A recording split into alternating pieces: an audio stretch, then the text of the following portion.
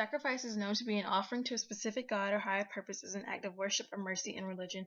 Various cultures dating back centuries ago have used religious sacrifice as an offering to their higher power, to improve quality of life, to express loyalty and servitude to their god. Not only artwork, but sacred pieces, tools, and sites have sacrificial significance in many different religions.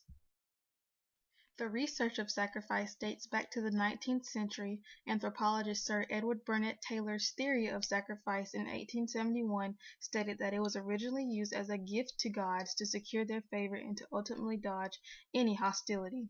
Many different cultures and religions have used sacrifice as worship to their higher power.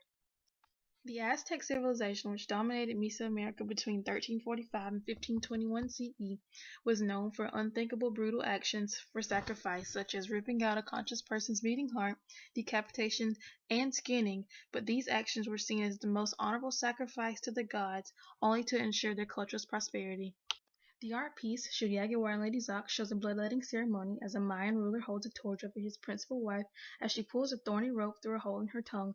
Only those with higher power in the culture participated in blood sacrifice, and their ranking was shown by their wrist bracelets, necklaces, crowns, and garb. This blood sacrifice was required of the nobility in the Mayan religion. Israelites were believed to have performed burnt offerings of children in the name of ancient Canaanite god Moloch. The artwork shows only an Israelite cult that worshiped Moloch, sacrificing a young baby. Many scientists do not believe that Moloch exists in ancient Israelite society, and that not all of ancient Israel practiced this ritual, but only the mentioned cult. Vedism is the pre-form of Hinduism, and in this religion, sacrificial ceremonies consist of sacrificing animals, along with the drinking of a mind-altering liquor pressed from a plant called soma. Ancient Vedic worshippers offered sacrifices to gods and hoped they would prosper their lives by sending an abundant number of cattle, good fortune, good health, and long life. Lindemann Bogbite preserves of the 1st or 2nd century CE are known as the best and only archaeological data that supports the Celtic human sacrifice. Based on examination, the man was strangled, hit on the head, had his throat cut, and then surrendered to the bog, which was known as the threefold death.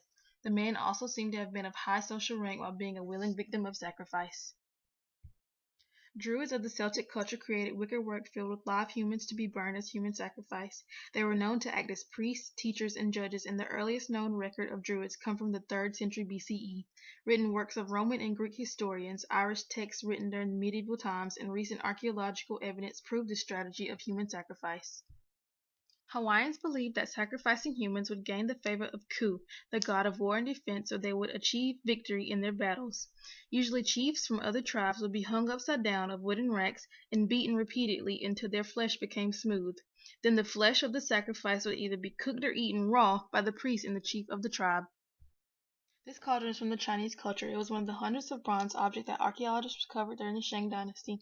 It was used to prepare meats to ancestral spirits or stimulate from the belief that when a man died, his spirit passed on to upper regions, and from that point on he would determine the destiny of his descendants back on earth.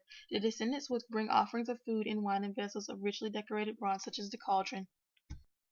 The yew axe was initially used as a battle axe, but then later became part of ceremonial weapons used in human sacrifice, which were used when humans would sacrifice another human to gain connections to the heavens. This tool was also part of the Shang dynasty period and were among the most characteristic weapons of the early Chinese cultures. The kneeling prisoner is also a piece that was used during Shang dynasty, and it represents the people captured in warfare to be sacrificed to the ancestors. The victim would be on his knees about to be decapitated with the yew axe, with the cauldron close by and ready for sacrifice. The deity of war would be honored with the brutal murders, and people of Shang believe with those sacrifices the war god would bring them victory. The African ritual sacrifice ring of the African Collection Fund, which is found in the Dallas Museum of Art, has been documented to be used when a new king of the Yoruba satellite kingdom was appointed. The ring was then used to assure the supreme king, the Oni of Ife, that the kingship rituals had been performed and that he had the new ruler's allegiance. The Yoruba dance staff is a piece used in a masquerade dance for religious purposes, sometimes sacrificed in the culture. A masquerader would dance with the formalized carvings of wild animals and dance in imitation of their movements to promote fertility of land and people. There are those who embody ancestral spirits during this dance, along with those who can calm spirits, and then those who just dance as entertainers. The Aztec ceremonial knife dates back to between 1400 and 1521 CE and would have been used in sacrificial ceremonies. The handle is carved to depict the Aztec eagle knight, which represents one of the most senior Aztec military ranks, also translated as eagle jaguar. One of the roles of the elite eagle warriors was to furnish sacrificial victims to feed the sun with their hearts and blood. Cinerary urns are used in India to collect the ashes of dead bodies that are dispersed after cremation. These urns can be composed of stone, alabaster, bronze, silver, gold, or other materials to be placed into the grave on a support, then to be lowered into a large jug or the cineraria, which is the place containing ashes of other cremated bodies. At the end of any sacrificial ceremony, how bodies were discarded was based on the practice of the culture. Sometimes bodies were buried without coffins and they were put into pit tombs, but in ancient Egypt many parts of the people's bodies were placed in the canopic or burial jars. The cover of the jars were then decorated with the portrait of the deceased. The Incas practiced human sacrifice to the gods by offering their children as a way to prevent natural disasters in their society. They believed that the gods were in control of these natural disasters, so they needed to regain favor by offering their children. They could sacrifice captives, but they believed that the purest form of sacrifice was a physically healthy child, so they raised children to sacrifice. Caravaggio's art displays and expresses the ultimate result of the parable of Abraham and his willingness to sacrifice his most loved possession, his son Isaac, to God. It also represents the perfect timing that the angel appeared to stop him simply because he was ready and willing to sacrifice. Based on scripture, Abraham showed enough compliance to God's command, so he was able to keep his son's life, and the ram was sacrificed instead. Julio Procaccini's painting "Crucifixion" expresses the sacrifice of Jesus Christ on the cross. This was known as the ultimate sacrifice, therefore making any other sacrifice null and void, as Jesus died on the cross for all of mankind's sins.